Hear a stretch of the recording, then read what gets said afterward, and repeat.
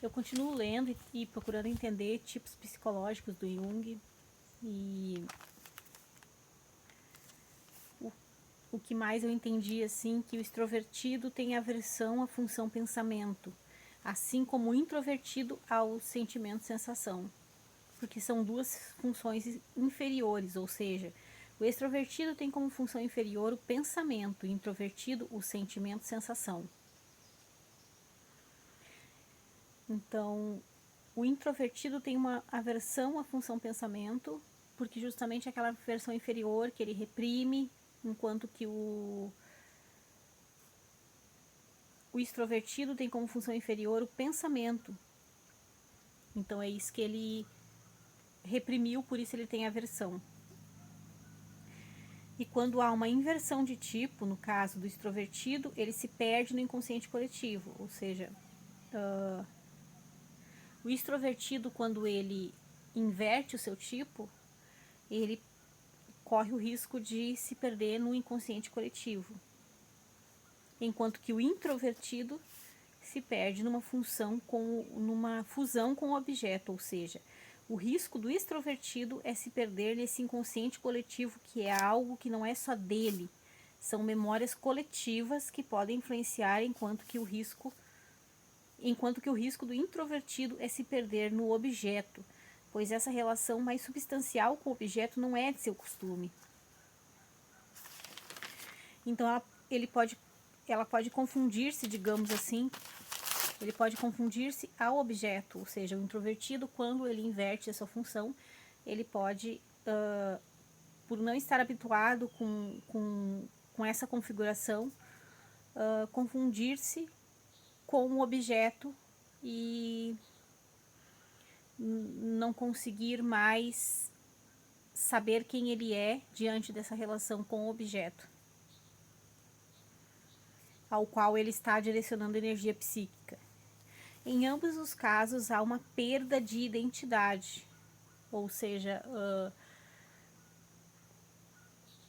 no caso do introvertido, ele não costuma se relacionar tão substancialmente com o objeto externo, então quando isso acontece, quando há uma inversão de tipo, ele corre o risco de se fundir ao objeto e perder a sua própria identidade, se confundindo as características do objeto externo.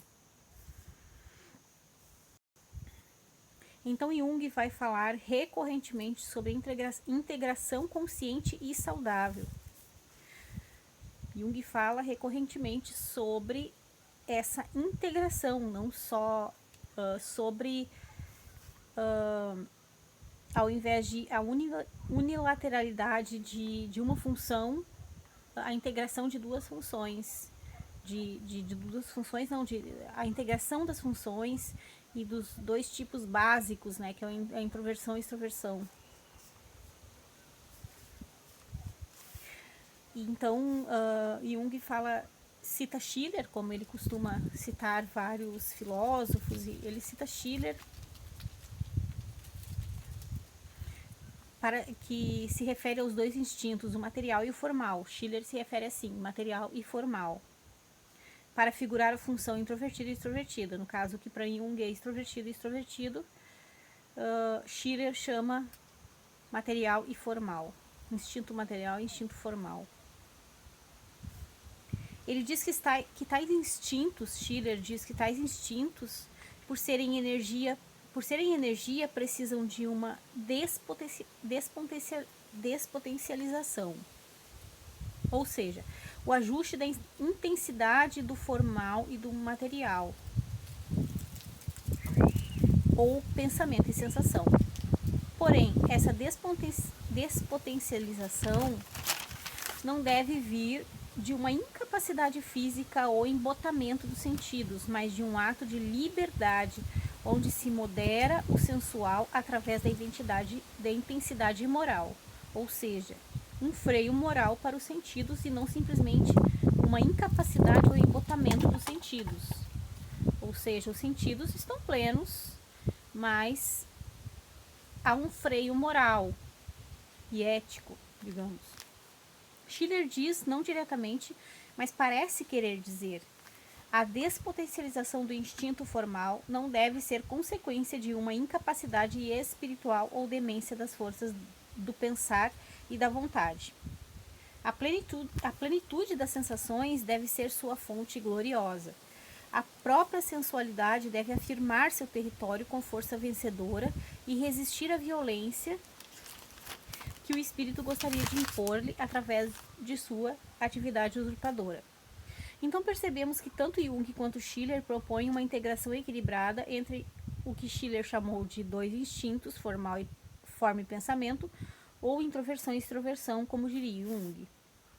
Jung entende que assim Schiller valida a necessidade dos instintos e que dessa forma um instinto fortaleceria o outro ou subsistiria do outro, e sendo que Schiller vê essa integração como uma atividade da razão, assim ele mostra seu tipo unilateralmente introvertido. Então, para Jung, Schiller era unilateralmente introvertido.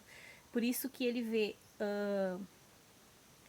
essa integração e a forma como ele se expressa sempre como uma atividade da razão, porque a razão é própria do introvertido. Razão, já que os opostos, justamente por serem opostos, não se unem pela razão, ou seja, os opostos, justamente por eles serem opostos, eles não se unem pela razão, eles se unem por alguma outra coisa, mas não pela razão.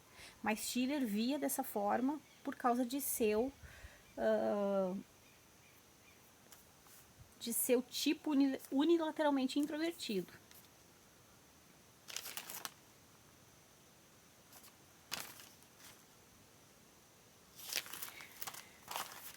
Pois não se unem pela razão em seu sentido convencional, ao menos que entenda a razão como sentido mais místico. Se razão aqui se refere a um sentido mais místico, daí então muda a direção.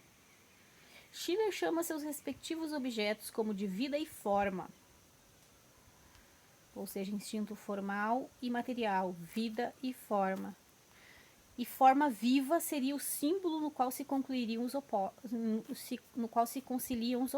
ou seja, um terceiro elemento onde os opostos, vida e forma, se conciliam. Jung aponta que Schiller propõe a integração do que ele chama forma e matéria e que um sustentaria a existência do outro. Schiller diz que ambos os instintos, matéria e forma, sensualidade e razão, mas o espírito mesmo não é nenhum dos dois. O espírito não é nem forma, nem sensualidade, nem razão. Para Jung, a fantasia é o terceiro elemento. Isso eu ainda não entendi muito bem, mas para Jung, esse terceiro elemento que para Schiller